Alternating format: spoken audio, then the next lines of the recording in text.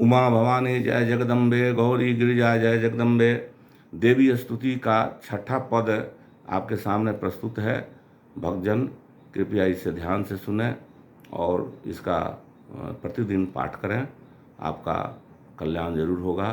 संत कवि लक्ष्मी सखी जी महाराज की कृपा आप सभी पर बनी रहे, आपके परिवार पर, आपके अगल बगल सभी लोगों पर बनी रहे, यही मेरी प्रार्थना है।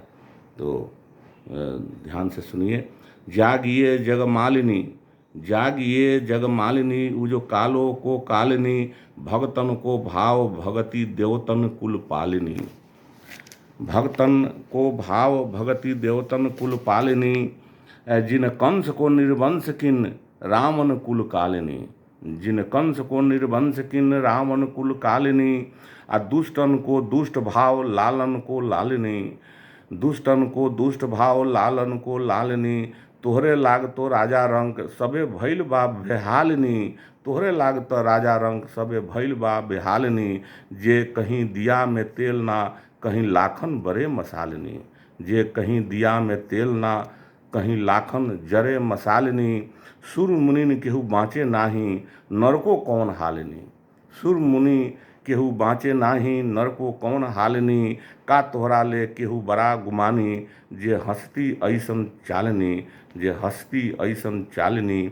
लक्ष्मी सखी के सुंदर पियवा, लक्ष्मी सखी के सुंदर पियवा, अर्जी करत गुलामिनी। अर्जी करत गुलामिनी, झटपट खोल द गगन केवारी।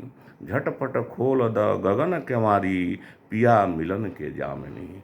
झटपट खोल द गगन केवारी, पिया मिलन के जामिनी। जागिए जगमालिनी, उज कालो को कालिनी।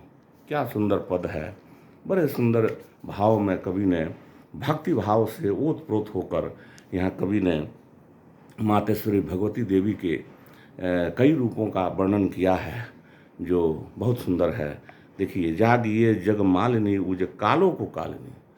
काल के भी काल मातेश्वरी भगवती देवी को कहा गया है। भगतन को भाव भगति देवतन कुल पालिनी।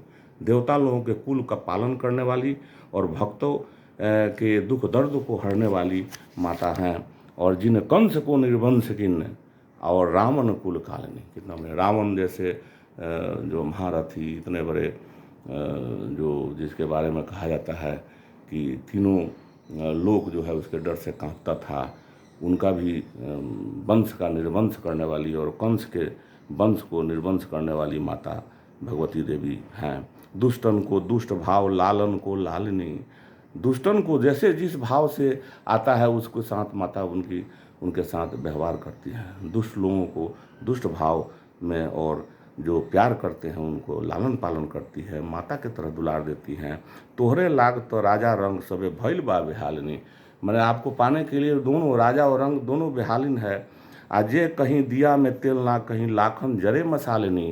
कहीं है ना इस तरह का आपके प्रभाव से है कि कहीं बहुत दिया में किसी के पास तेल नहीं है, मैं गरीबी है, तो कहीं यहाँ पर कंट्रास्ट बहुत अच्छा है। सुर मुनि ने केहू बाँचे नाही नरको कौन हालिनी।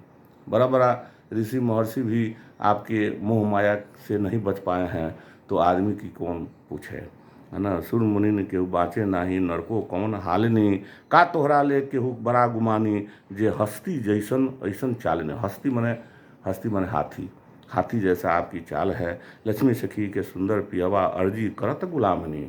मैं आपकी गुलामी करने वाला हूँ, मैं भक्त हूँ, मैं आपकी से अर्जी करता हूँ कि झटपट खोल द गगन केवारी। ऐ माता, मैं इस मोह जंजाल में फंसा हूँ, इस काम क्रोध मदलोभ मोह मात्सर्य के बंधन से जकड़ा हूँ, इसलिए मेरे त्रिकुटी को खोल दो और ताकि मैं अध्यात्म का दर्शन कर दूँ, मेरे अंदर आईएमनेस ख़त्म हो जाए, मेरे अंदर अहम का जो भाव है वो ख़त्म हो जाएगा, तब मैं आपका दर्शन कर पाऊँगा। इसलिए यह सब कुछ तभी संभव है जब आपकी कृपा मेरे ऊपर बरसे।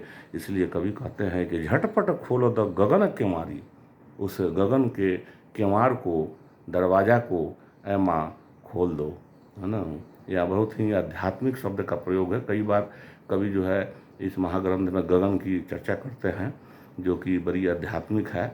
गगन एक ऐसी आध्यात्मिक शक्ति है, मतलब जब बॉडी जहाँ हमारा शरीर है वो जहाँ समाप्त हो जाता है और जब अध्यात्म की सीढ़ी पर हम चढ़ने लगते हैं तो उसमें एक खास दरवाज़ा है जिसको तोड़ने के बाद फिर उस अध्यात्म जगत में हम चले जाते हैं, वहीं रमने लगते हैं और तब फिर ईश्वर से हमारा साक्षात्कार हो जाता है। उसी को गगन केवार कहने की कला है और इसको अष्टांग योग में भी कई तरह से इसका वर्णन मिलता है।